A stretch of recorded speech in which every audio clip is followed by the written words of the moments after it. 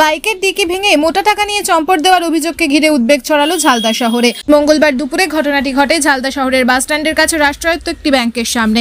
ঝালদার ব্রজপুর গ্রামের টুপেশ্বর প্রসাদ গড়াইয়ের দাবি, ওই ব্যাংকের কাছে বাইক রেখে ব্যাংকের ভিতরে যাই, বেরিয়ে এসে দেখি ডিকিতে রাখা 3,83,900 টাকা উধাও। খবর পেয়ে আসে পুলিশ। চত্বরে থাকা সিসি ক্যামেরার ফুটেজ খতিয়ে দেখা হয়। সেখান থেকে কিছু সূত্র পাওয়া গিয়েছে বলে দাবি পুলিশের। তদন্তও শুরু হয়েছে। কি হয়েছে ঘটনাটা? আমি ব্যাংক এসেছিলাম, ব্যাংক অফ ইন্ডিয়া স্টেটমেন্ট নেবার জন্য। আমার টিকিতে কিছু টাকা ছিল, আমি দেখে গাড়ি দেখে চলে গেছিলাম। ব্যাংক থেকে যখন বার হই, আমি দেখি আমার থলিটা নেই। ডিকি লক ছিল? হ্যাঁ, ডিকি লক ছিল। লকটা ছেড়ে দিয়েছে নাকি? হ্যাঁ, লকটা এখানে খোলা, ডিকি আমার খোলা ছিল। তো কত টাকা ছিল? 3,83,900 টাকা। এত টাকা কিভাবে আপনি পেলেন বা কি করেন আপনি?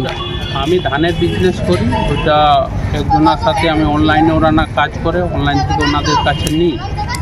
ওই টাকাটা আমি আবার ধানের চাষিদেরকে পেমেন্ট করি। তো অত টাকা এখানে কি করতে এসেছিলেন নিয়ে? ওই টাকাটা আমি এখানে স্টেটমেন্ট নিতে এসেছিলাম, নিয়ে এখন সঙ্গে সঙ্গে চলে যেতাম চাষিদেরকে পেমেন্ট করতে। আচ্ছা, ওই টাকাটা নিয়ে। কটার সময় ঘটনাটা ঘটে? প্রায় 12:30টা। পুলিশ এসেছিলেন? হ্যাঁ স্যার, পুলিশ এসেছিল।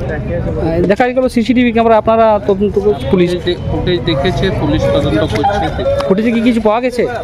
এমনি তদন্ত পাওয়া গেছে, কিন্তু পুরোটা বোঝা যাচ্ছে না যে কে বটে। যেখানে ঘটনাটা ঘটেছে সেই জায়গাটা কোনটা? এটা মিউনিসিপ্যালিটির ভিতরে, ঝালদা মিউনিসিপ্যালিটির ভিতরে, ব্যাংক অফ ইন্ডিয়ার মুখটা। আপনার নাম? আপনি কি অভিযোগ করবেন থানাতে? হ্যাঁ স্যার, অভিযোগ।